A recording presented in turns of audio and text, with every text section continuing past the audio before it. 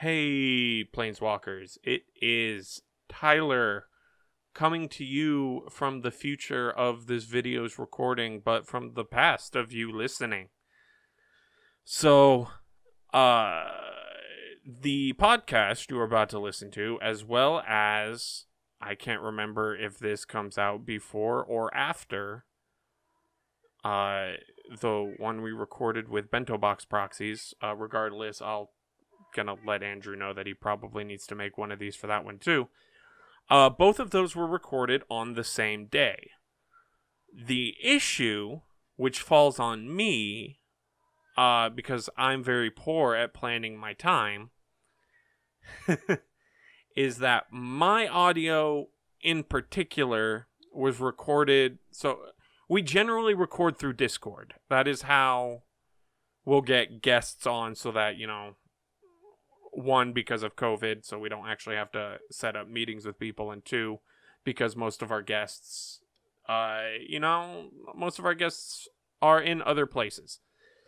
But in this particular case, I did not have access to my microphone or any of my recording stuff, so my audio, which was recorded by Andrew, was done through my phone. So Andrew sounds fine, and our guest, Michael, sounds fine. I sound like I'm talking from underwater. You can still make out what I'm saying, but it's not going to be as crisp as what you're hearing right now. Having now heard this, these are going to be the only two videos where that's going to be an issue, because now I know I cannot record with my phone anymore. But I just figured I'd toss this up there as a little preamble going into this one. Anyway, enjoy.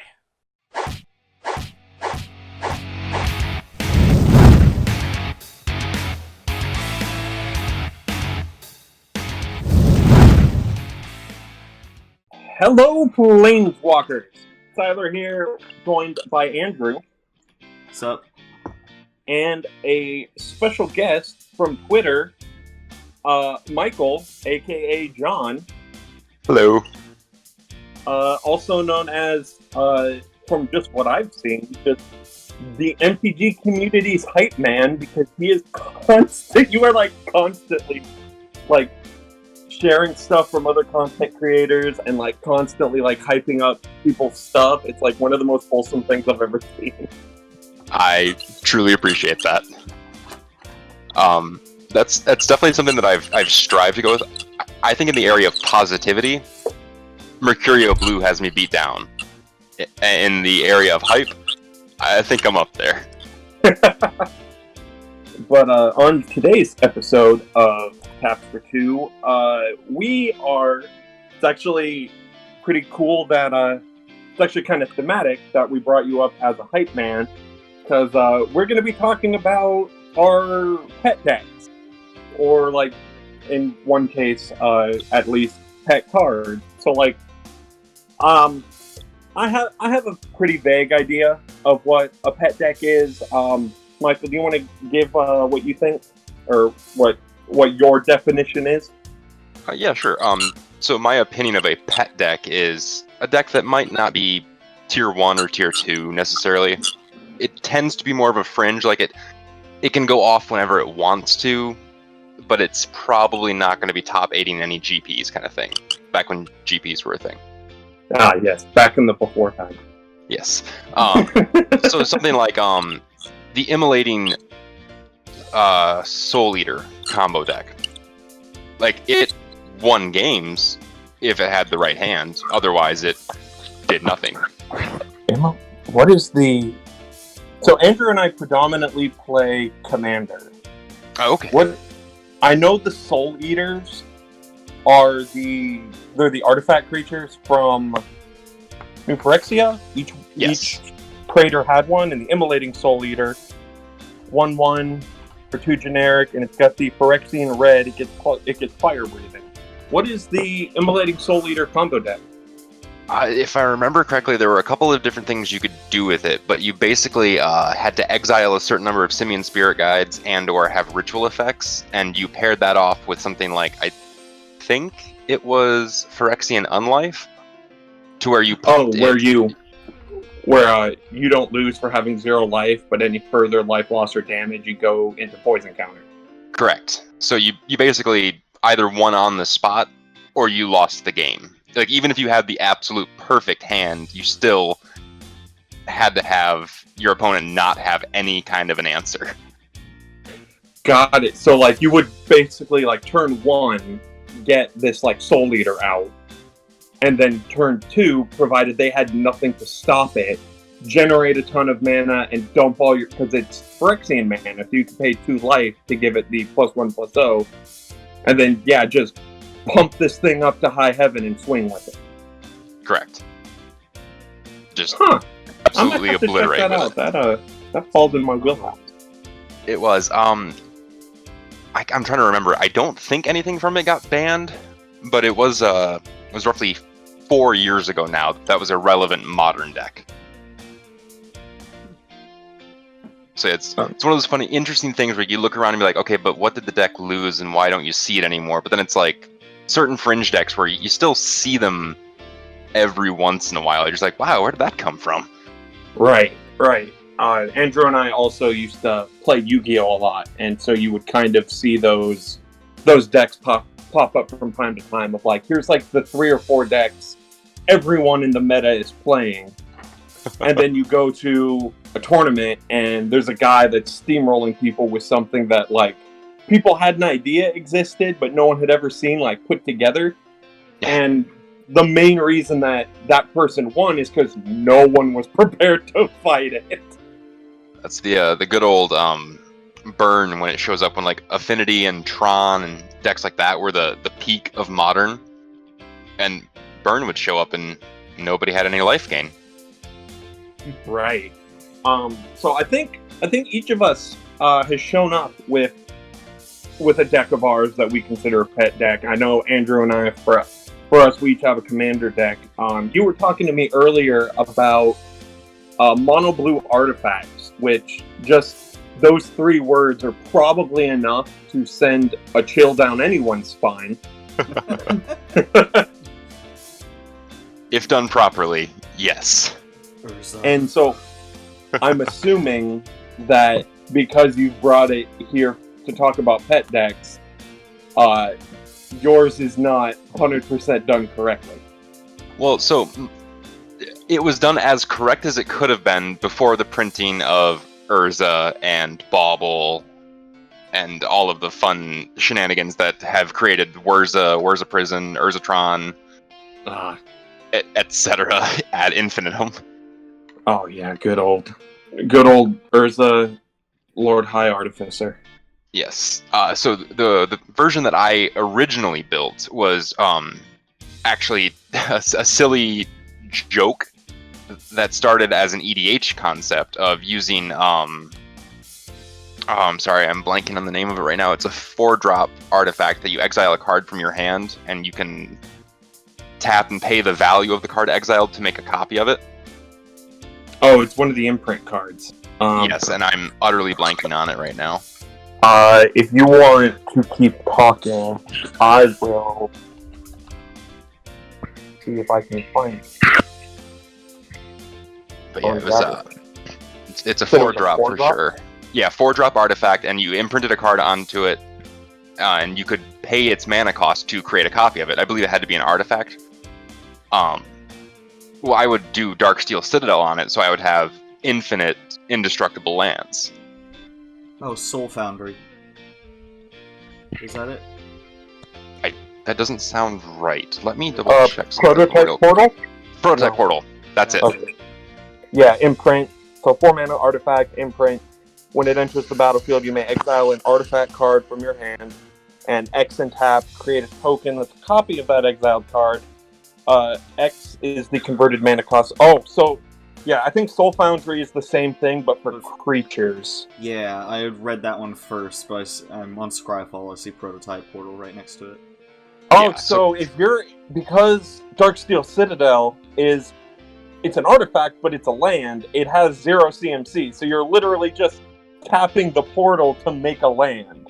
Yes, every turn. That is hilarious. Well, and then Paradox Engine came along. Oh, every time you play an artifact, every time you play a spell, you untap every artifact you control. oh, and that untaps your lands. Oh, Yes. that's All of them. disgusting, and I love it. Oh, so you just And keep casting spells infinitely. Yeah, and I needed a way to cantrip more effectively. Blue is obviously the cantrip color, Right. so I had access to Opt when it was printed again. I had access to Serum Visions and things like this. So blue was the natural inclusion. Sadly, Seat of the Synod was banned in Modern, and that's where I wanted this to fit. I wanted to make it a Modern and/or Legacy build. But I never really had the pieces because there was like, what is it? Oh, I'm drawing such utter blanks on this. Like, I still have the deck half assembled somewhere in a box here. No, I feel like that's kind of what leads to the creation of a bunch of pet decks of like, you want to build like this most optimized version of a deck, but you either can't afford some of the pieces or you only have some of it, so you put together what you can and you kind of stitch it together with what you've got and you end up with something that's like uniquely you and it's fun and it kind of does what you want it to do. Yeah. That to me, like, that is basically the perfect description of a pet deck. It's like, it's so close. If only this card existed. And in my situation, Urza was printed, and like that was it. That's what it needed. God, Andrew, you opened an Urza when we went to that pre-release. I did, but because I don't play Modern, I traded it away. Yeah, Jesus Christ. But no, see, so my big thing going on that is I play black, despite what my Twitter avatar and name and what everyone affiliates with me at this point. Brushwag is one of my favorite cards. I love the almighty Brushwag. He is a pet card for me. Black is my go-to color. And so of the like 16 or 17 commander decks that I have, the first one that I made and the one that I guess I can't really say I put the most work into it anymore. That kind of got taken over by Aluna. Is my mono black deck. And its issue is that it does, on paper, a whole bunch of really, really cool things. Like I run Exquisite Blood and Sanguine Bond. And I run Necropotence and Phyrexian Arena. And I run a whole bunch of sacrifice outlets because I want to make tokens and I want to make... Does it run Veto now? What was that? Does it run Veto now? So you have backup for your Sanguine? It does not, because it's mostly zombies. I threw an Exquisite... Because that's kind of the thing, is I took little bits and pieces of a whole bunch of different mono black decks, and I stitched them all together into one monster thing. And I love, like, big expensive cards, like, expensive in mana cost, because, man, if I could afford a Diabolic Tutor, I would run one, but I've got Grim Tutor, just because I opened it up in a pack. I've got Diabolic Tutor. I've got Behold the Beyond, which is hilarious, because it's more or less 3 demonic tutors stapled together. And thanks to our good friend Bento Box Proxies, I have a Vampiric Tutor. And so, like, I run a whole bunch of these, like, staple black cards that don't necessarily mesh well together. They all kind of want to do their own thing. But it's just so much fun to do all the, like, little things. I don't want to take the deck apart. And so I end up with this deck that could theoretically do a whole bunch of cool things, but it hardly ever gets to. Because, like, I'll have a piece of one combo and maybe 2 pieces of a different one and most of a third. And I'll be like, all right, let's see what we can cobble together from this. So that sounds like a pretty interesting amalgamation of, like, yeah, it's like I wanted to have hand hate, but I also wanted to have card advantage, but I also wanted to have life gain. Exactly. Its predominant thing is sacrifice. So, like, I want to make a whole bunch of tokens, and I have Dictate of Erebos and Butcher of Malakir, as well as Grave Pact. So in Magical Christmas Land, I've got, like, my Carrion Feeder, and my Grave Crawler, and Dictate out, and I sit there and I just pay mana and feed stuff to the Carrion Feeder, make everyone sacrifice their board. But because it runs so many of these scary cards, no one wants to let anything sit. So you use the term of magical Christmas land. Have you ever seen the altered vintage deck that is quite literally magical Christmas land? I have not. I've barely dipped my toes into, because like I kind of want to build a modern deck, but so far that's as far back as I go. I don't even try with vintage and legacy. I don't remember exactly who it was or where it was, but a while back I was in a thread of like people's pet decks, and some person just dropped this full frame image of their entire vintage deck, all original pieces, all ABUR, and it's all hand altered to be a Christmas wonderland. From the Lotus through the, I think they had Tron lands in there too, and like Mishra's Workshops. I might need to go look that up. That sounds amazing. It was. I mean, it's one of those things like you look at it and you're like, it's a $50,000 card. You put paint on a $50,000 card, but it's so beautiful. Like the altar artist did such a phenomenal job that I lost. I mean, that's what I have in my mind every time someone ever says, "Yeah, sure, you can do that magical Christmas man." Like, it exists. It's a vintage deck. It exists there if you're crazy enough to paint a $50,000 card. Yes. Like the deck in total was something like $350,000. Jesus Christ. Yes. It's ridiculous. Andrew, I'm actually interested to hear about the deck that you said you wanted to talk about. Oh, you want to hear more about Volduk? I do, mostly because I know Volduk's Achilles heel, and I've pulled it off before. Yeah, what was the card? Thalia? Yeah, Thalia, Heretic Cathar. Yeah, creatures enter tapped, so my elementals enter tapped and then die. So, you want to give a brief summary of what Volduk does? So Volduk's bad, but I made a really jank deck around him. At the beginning of combat on your turn, for each ore and equipment attached to him, create a 3/1 elemental with haste and trample, and then you exile them at the end step. So, this deck runs a ton of equipment, and I actually have some pretty decent equipment after I upgraded a Surg Wind deck, and I decided to share equipment between them. So it's got Black Blade, Sword of the Animist, Shadow Spear, Ember Cleave, stuff like that. Okay. I just pulled a Basilisk Collar out of Double Masters pack. Which is, Yeah. Is that all you pulled, Andrew? I did. Well, this other one isn't going in Volduk. It's going in Surg Wind, but I pulled a Sword of Fire and Ice. Just a regular Sword of Fire and Ice. It's foil. There it is. Was it a foil box topper by chance? No, it was just a foil one. I'd be swimming in cards if that were the case. I'd be trading that off immediately, selling it or something. But I have a stack of my favorite spells from this deck. The MVP of the deck is Fires of Invention, because so this deck is crap at Battlecruiser magic. I don't have responses to my opponent's plays, so Fires of Invention does not hinder me at all. It lets me play my equipment for free, and then I have all my mana up to equip to Volduk.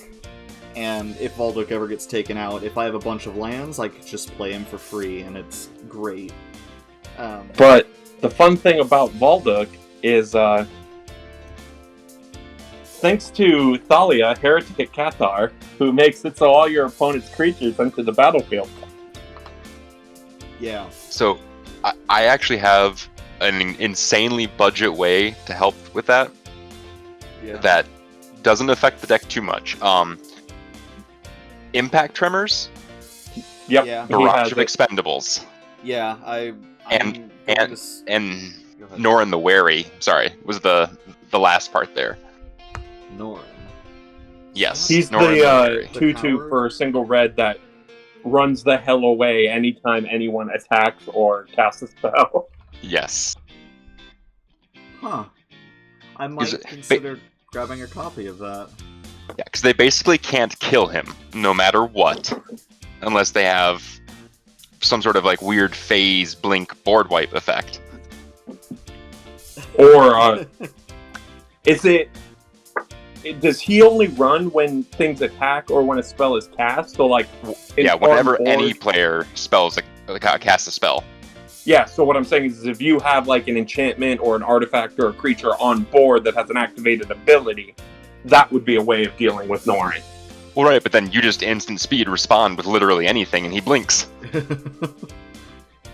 Yeah, that might be worth considering. I am going to start running Impact Tremors and Perforos in this deck, because that way, that is a contingency for Thalia, because then it doesn't matter if I'm swinging with my elementals. Another card, I've yet to actually use it in a game, but it's here. It's Sundial of the Infinite. Okay. Just end the turn before my end step, so the elementals stick around. No, it's get to your end step, and so all of their sacrifice or their exile triggers go on the stack, and then you use Sundial, and it exiles the stack. Yes. Yeah? Yeah, no, Sundial... We started having, like, some fun with Sundial, and trying to... Like, I wanted to put together a way to take infinite turns for budget in a Mardu deck that I have, and I figured it out with Chance at Glory, Sundial of the Infinite, and Spellbinder, another one of the imprint. Yeah, that's 4 CMC or less. I think so, yeah, because Chance at Glory is 2 red-white. It's a fun card. Yeah, Spellbinder, imprint, when it comes into play, you may remove an instant card. That's the other thing, is it has to be an instant, which Chance at Glory is. When a equipped creature deals combat damage to a player, you may copy the imprinted instant card and play the copy without paying its mana cost. And the whole thing with my Mardu deck is it's Zergo Helmstriker, and it so it wants to fight and it wants to get punchy. Always wants to be punchy.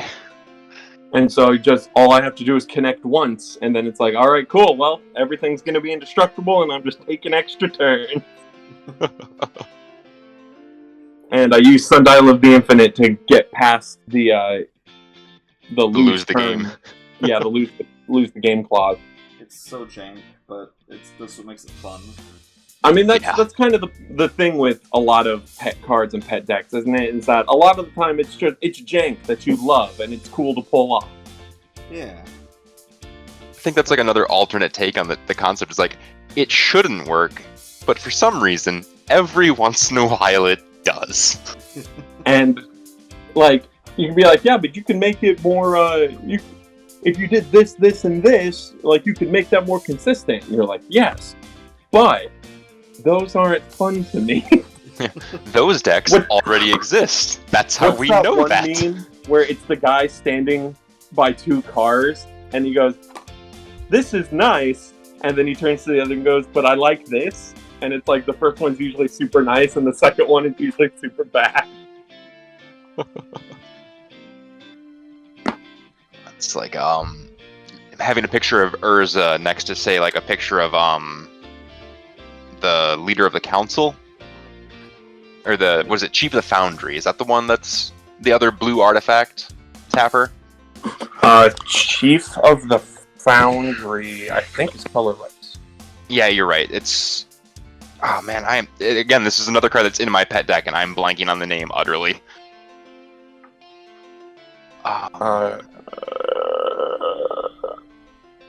Is it a creature? Yes, it's a blue creature that allows you to tap other blue creatures for mana, and... Oh, is it one of those Vidalkins? Yes, it is. I can't remember its name. It's... I think I know who you're talking about. Yeah, you can see him like he's on a promenade with his arms in the air. Yeah. I know who you're talking about.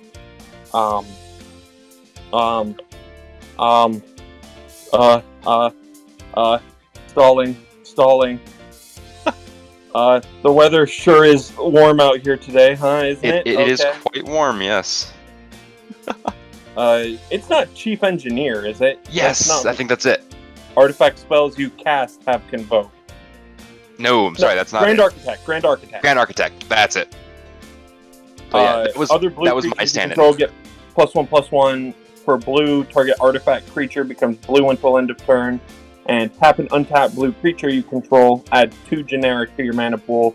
Spend this mana only to cast artifact spells or activate abilities.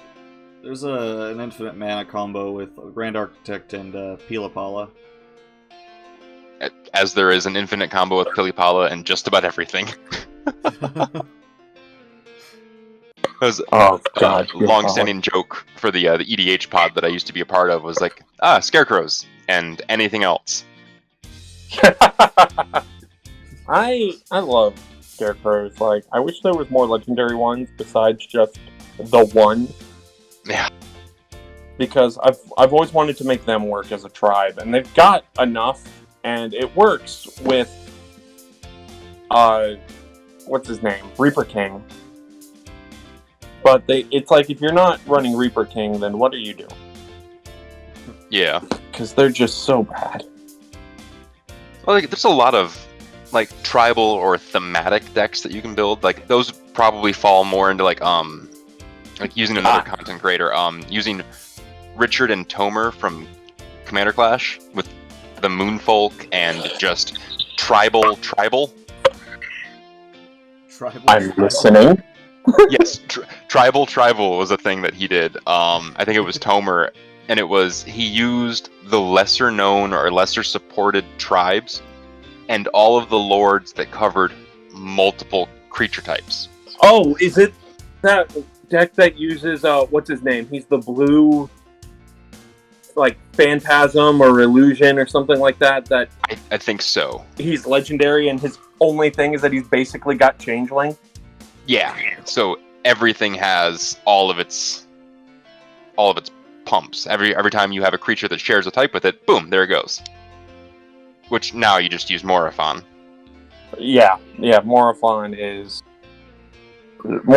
just so good. I need to get a copy of him.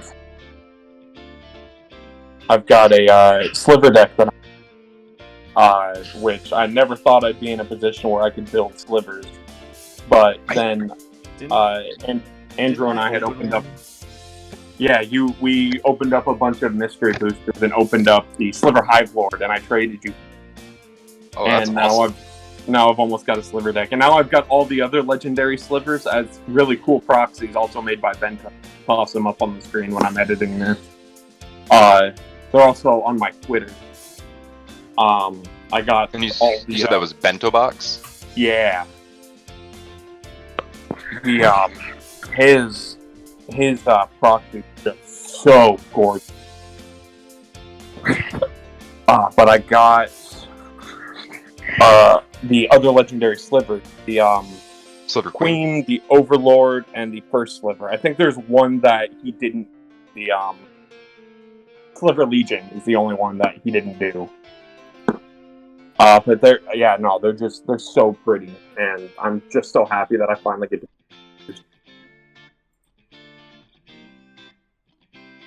You have to say, I miss playing slivers. Slivers are fun. If I didn't already have 2 5-color decks, I would be building the first sliver deck. Oh, that's not stopping me. With this, I'll have 3 5-color decks. I might still build it someday, because cascading is a lot of fun. Do it. The pod that I used to play in, we had a sometimes member who he had a dozen or so EDH decks. What do you think he played every time he sat down? Slivers? Given that that's what we're talking about? No, I got to play slivers and nobody at the table hated me. Oh, God. He played Stax, Stasis, Limbo combo. That's illegal. We had a game with 3 Mind's Dilations on the table. Mind's Dilation. Yeah, go ahead and read that card and tell me you wouldn't want to jump off the fucking table. I don't know how to spell dilation. I have it. Oh, I know this card. 5 blue Yeah. for an enchantment. Whenever an opponent casts his or her first spell each turn, that player exiles the top card of his or her library. If it's a non-land card, you may cast it without paying its mana cost. Oh. So the game was insane. It was an infinite loop, basically. Because every time one of them cast a spell, the other one then immediately cast another spell, which triggered the other two, which triggered the other two. So is everyone? Is the stack just everyone's deck? Everyone deck's ex- Yeah, except for the guy who didn't have a Mind's Dilation out, which I won by proxy. Doesn't it say first spell? So how is it infinite?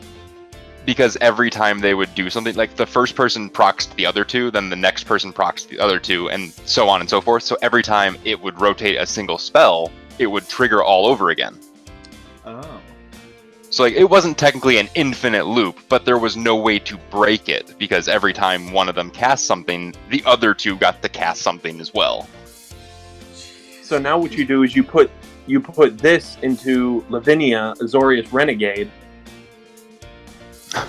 Oh, that's horrible. Which I got the chance to pull off her lock with Knowledge Pool. Oh, that's, yeah. I So was Knowledge playing- Pool and Storm were the... Oh, that was a hell of a deck to go up against. It was so much fun. Just I love individual. Like, I'm not a combo player. Like, I've piloted a couple combo decks, but there's always like so many moving pieces. I can never remember what needs to go where. So like, if I can limit my combos to just like 2 or 3 cards that interact with each other, that's good for me. And so like, I've avoided stacks. One, because I have a heart, and and I'd like, believe it or not, when I sit down at a table with other people to play Magic the Gathering, I like everyone getting to play Magic the Gathering. Yeah. I realize that might be a controversial stance. Don't let blue players hear you say that. Yeah, no, if I can get just like 1 or 2 cards that'll interact, and if it's like an infinite loop and I can just be like, hey, this is going to happen infinitely until everyone dies, so everyone can be like, all right, cool, next game. Because there's nothing more annoying than watching somebody like play out. Like, this has just turned into Brandon, aka Tyler. I keep forgetting my own. Spoiler alert: Tyler's not my first name. This has just turned into Tyler hates combo. Where it's just like, you're just seeing someone play solitaire with themselves for like 15 minutes, and it's at the end, they're like, alright, and you lose. And it's like, great, could you not have just done that earlier, and we could have started a whole nother game?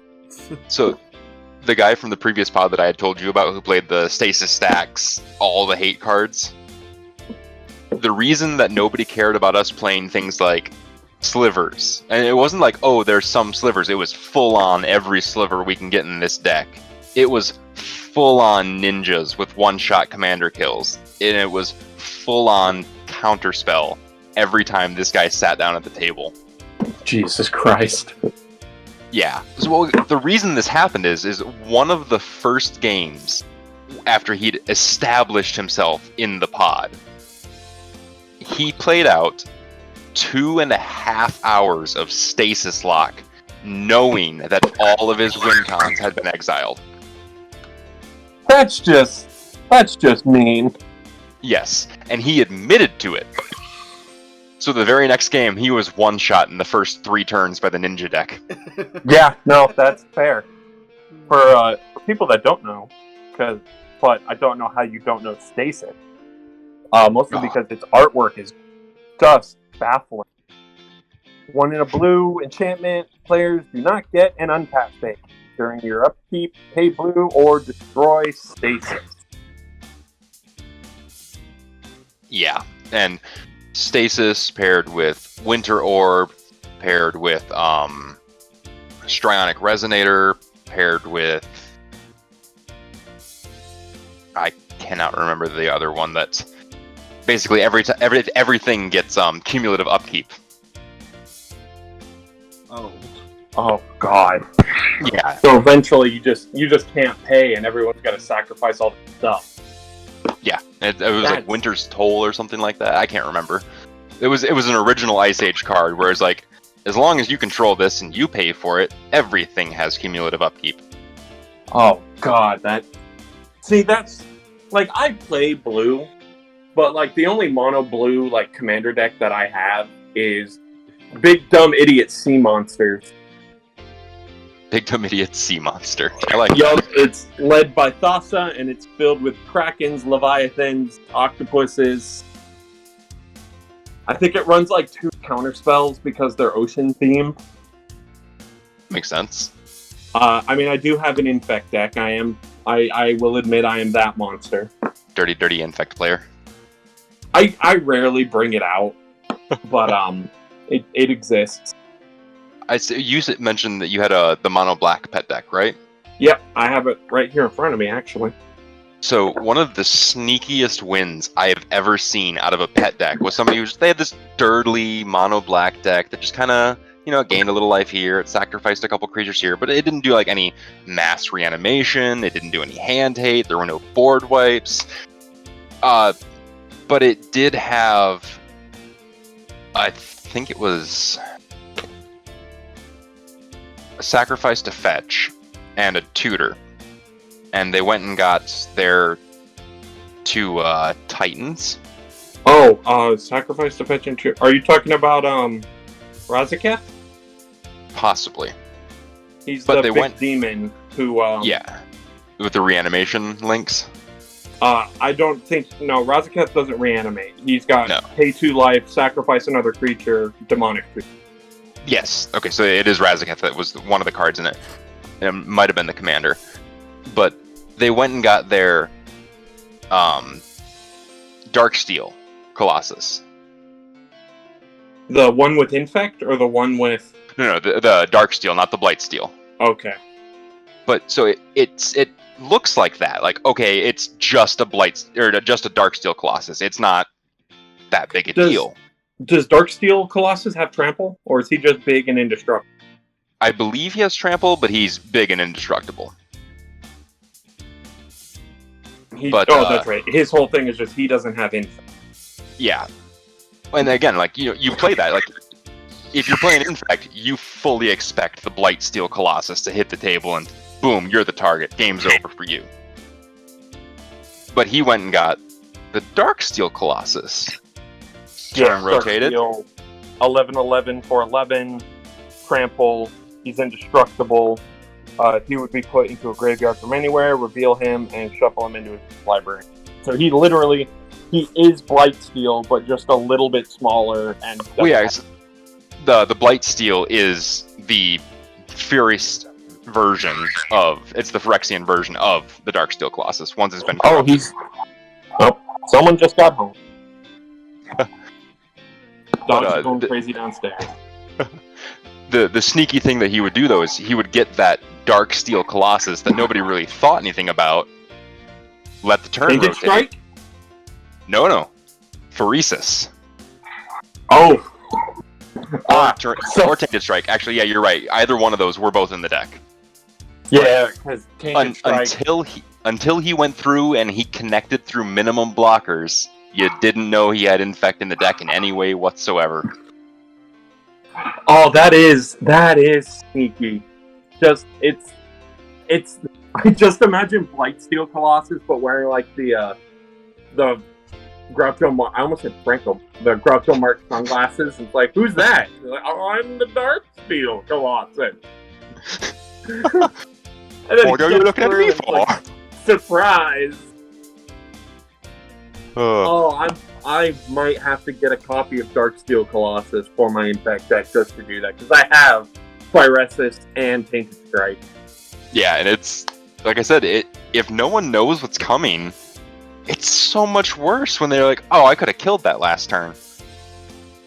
Like, I got my swords to plowshares right here. Oh God, I'm taking that note. I'm because Darksteel Colossus isn't. What is it?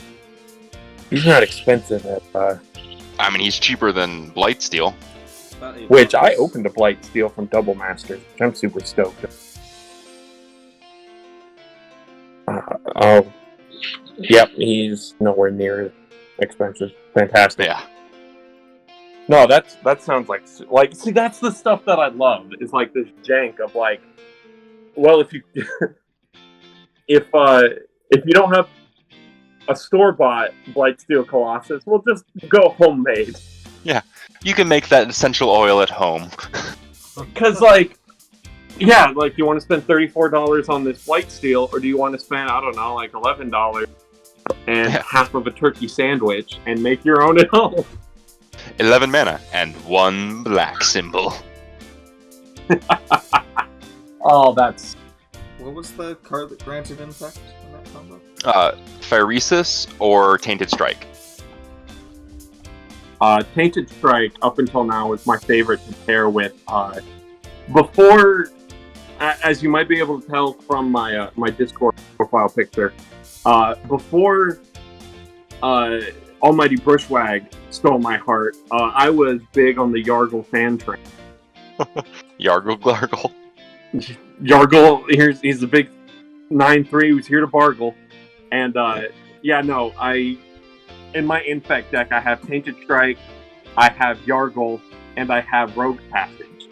And so I make him unblockable, and then I make him hit for 10 Infect, and then you die from the giant frog. Demon Frog Spirit. I love sticking together my own combo.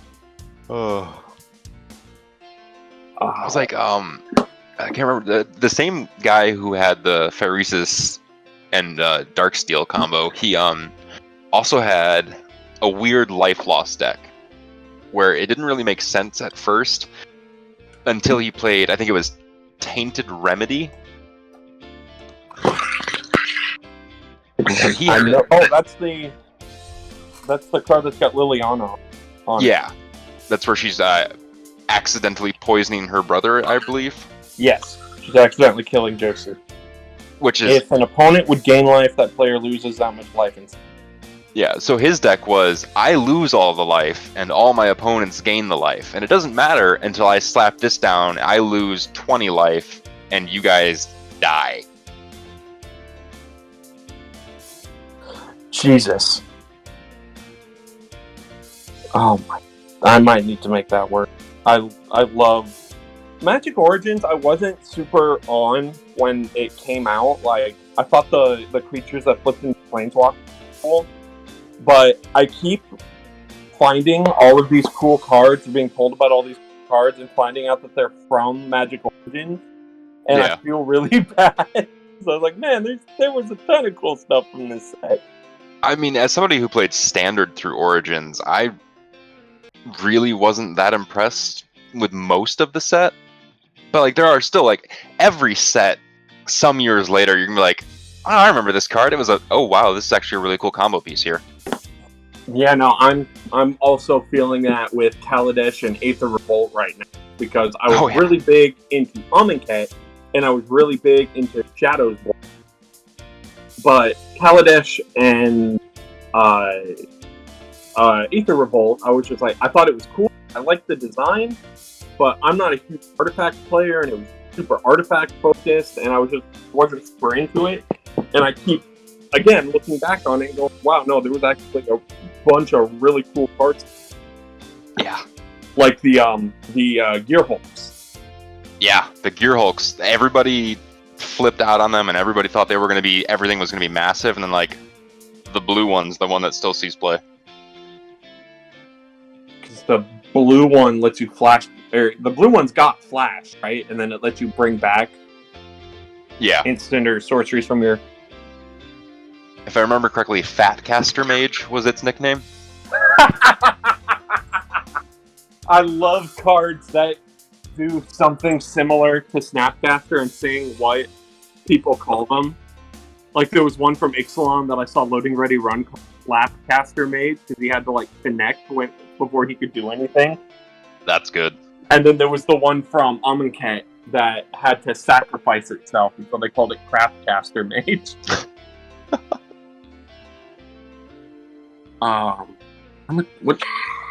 It looks like we are coming up on time. All right. Michael, thank you. Michael, John, you said you either or. Either or works. Thanks for joining in on us. It was great to talk with you. I hope we can talk to you more in the future. Yeah, I would love to be back on it if you guys have any interest in it, or having either or both of you on the show when I get back to doing it. Oh yeah, no, fantastic. All 12 people that watch us will love to hear from you again. Well, hopefully, since you mentioned that I was the hype person, that having that extra hype will help out make that 12 into 20. Fantastic. Yeah, no, I mean we're small, but hey, we've been growing, and that's all that matters. Hey. Did you have any last words you wanted to get in, Andrew? Well, I want to apologize for being so quiet. I went to bed at 6 a.m. last night. So 6 a.m. last night. You mean 6 a.m. this morning? Yes. That's why I'm so quiet. So I'm sorry, John. Oh, this will be fun because we've got another recording scheduled for about an hour and a half from now. Yeah, I'm gonna try to wake up by then. Get yourself a quick nap. But anyway, while we were actually doing this, we're recording with Bento later, and he actually reached out to me. We're still doing that. But yeah, thank you all for listening. Thank you, Michael, for joining us. Thank you for having me.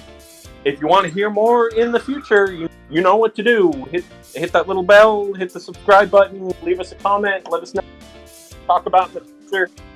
Shoot us a like, help us grow. We want to be a big part of this community. Anyway, I have been Tyler. Andrew is me. And we will catch you all next time. Peace. Bye.